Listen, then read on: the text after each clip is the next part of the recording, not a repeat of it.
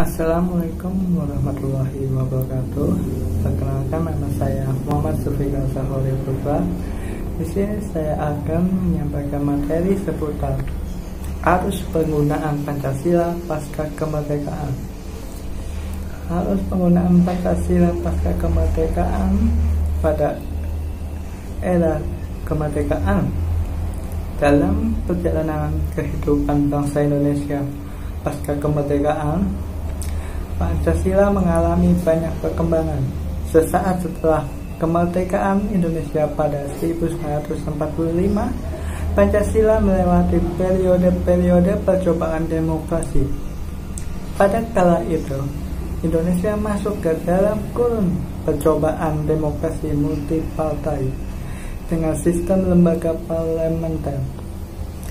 Partai-partai politik zaman itu tumbuh sangat subur, dan taktik politik yang ada cenderung selalu berhasil bagian dalam mengusung kelima sila sebagai dasar negara. Pancasila saat masa ini mengalami masa kejayaannya.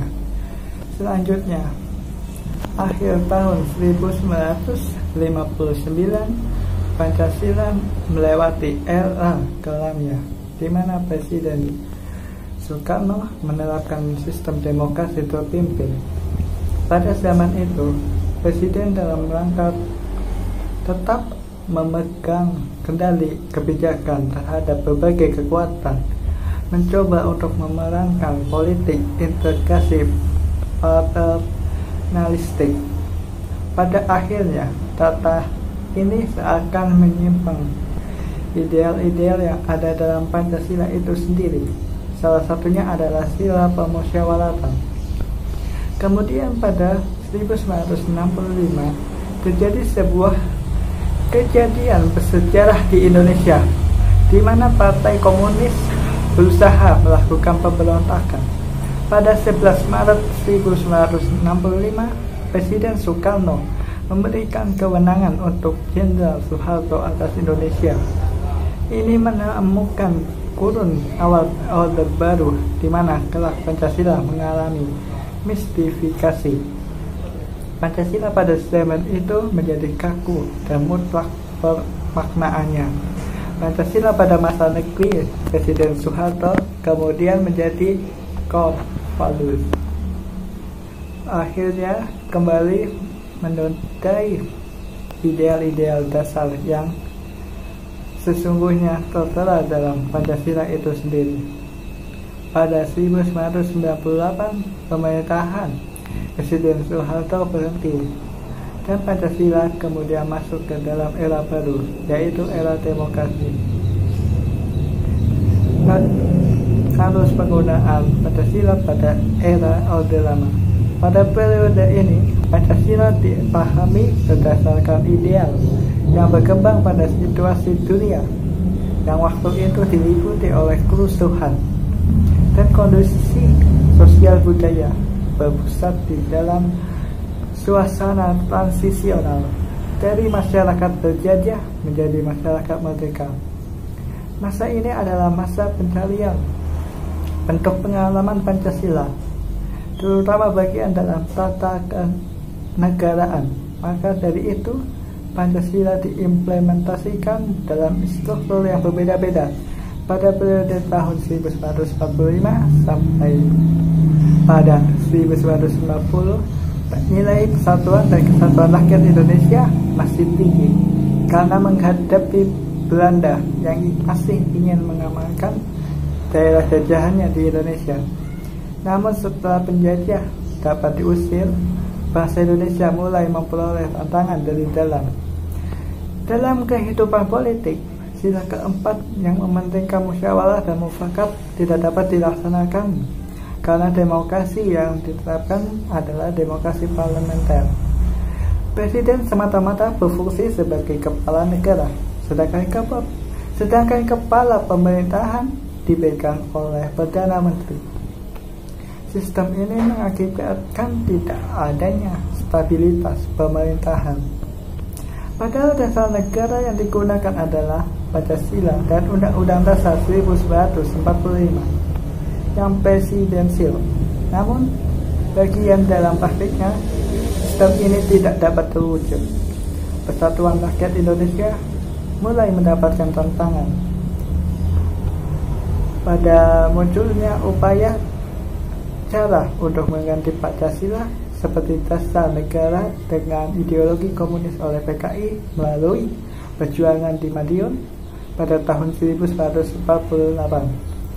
Selain itu, terdapat juga DI atau TII yang ingin mendirikan negara berlandaskan ajaran Islam. Pada periode tahun 1950 sampai dengan 1955, penerapan Pancasila diarahkan seperti ideologi liberal yang dekat kenyataannya tidak dapat menjamin kestabilan pemerintahan. Walaupun dasar negara tetap Pancasila, tapi rumusan sila keempat tidak berjiwakan musyawarah mufakat, melainkan suara terbanyak. Sistem pemerintahannya yang liberal lebih mementingkan hak individual. Pada periode ini, persatuan dan kesatuan bangsa mendapat tantangan yang berat dengan munculnya pemberontakan-pemberontakan yang dilakukan oleh RMS, RI, dan Pemesta yang ingin melepaskan diri dari NKRI. Pada periode tahun 1956, kait tambah 1965 dikenal sebagai demokrasi terpimpin. Akan tetapi, demokrasi justru tidak berpusat pada kekuasaan rakyat yang mewujudkan amanah nilai-nilai Pancasila. Kepemimpinan berada pada kekuasaan pribadi Presiden Soekarno melalui dekret presiden. Oleh karena itu, terjadilah berbagai penyimpangan definisi terhadap Pancasila dalam konstitusi. Akibatnya, Presiden Soekarno menjadi presiden yang otoriter, mengangkat dirinya menjadi presiden dengan masa jabatan seumur hidup. Selain itu, terjadi politik konfrontasi karena digabungkannya nasionalis, agamis, dan komunis yang terbukti tidak cocok dengan konsep negara Indonesia. Terbukti bahwa pada masa ini adanya dekadensi moral di masyarakat yang tidak lagi jiwa bersandingkan nilai-nilai Pancasila serta berusaha untuk mengganti Pancasila dengan ideologi lain. Dalam menjelmakan Pancasila, Presiden Soekarno melaksanakan pemahaman Pancasila dengan paradigma yang disebut dengan USDEP. Untuk mengarahkan perjalanan bangsa, beliau memutuskan pentingnya memegang teguh Undang-Undang Dasar 1945, sosialisme ala Indonesia, demokrasi terpimpin, ekonomi terpimpin, dan kepribadian nasional. Akan tetapi, hasilnya adalah terjadi rencana kudeta oleh PKI dan disernya Presiden Soekarno dari jabatannya. Pada masa ini juga, Presiden Soekarno membubarkan partai Islam terbesar di Indonesia, Partai Masyumi, karena dituduh terlibat dalam pemberontakan regional berideologi Islam. Kepentingan politis dan ideologis yang saling berlawanan antara Presiden Soekarno, militer, PKI, serta kelompok Islam telah menimbulkan struktur politik yang sangat labil pada awal tahun 1960-an, sampai akhirnya melahirkan gerakan G30 SPKI yang berakhir pada lunturnya kekuasaan Orde Lama. Arus penggunaan Pancasila pada era Orde Baru.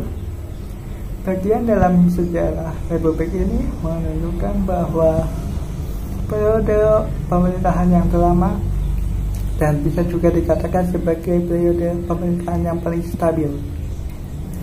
Stabil dalam pendapat tidak banyak gejolak yang mengemuka, layaknya keadaan dewasa ini.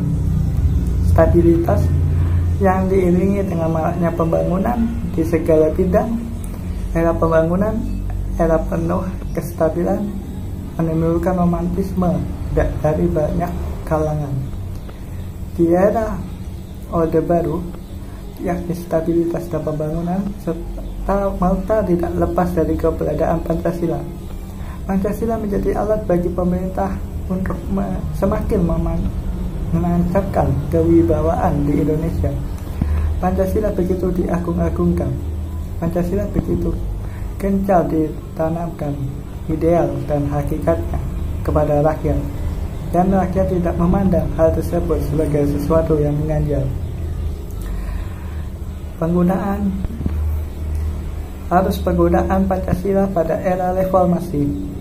Kata reformasi secara etimologis berasal dari kata reform, sedangkan secara harfiah reformasi mempunyai pengertian suatu kiprah yang memformat ulang, membereskan ulang hal-hal yang menyimpang untuk dikembalikan pada format atau bentuk mulanya sesuai tambah nilai-nilai ideal yang dicita-citakan rakyat. Reformasi juga diartikan perubahan dari paradigma pola tempo ke paradigma pola baru untuk menunjukkan ke kondisi yang lebih baik sesuai dengan harapan. Pancasila sebagai paradigma ketatanegaraan, artinya Pancasila menjadi kerangka berpikir atau pola berpikir bangsa Indonesia, khususnya sebagai dasar negara. Ia sebagai landasan kehidupan berbangsa dan bernegara. Sebagai negara hukum, setiap perilaku baik dari warga masyarakat maupun dari pejabat-pejabat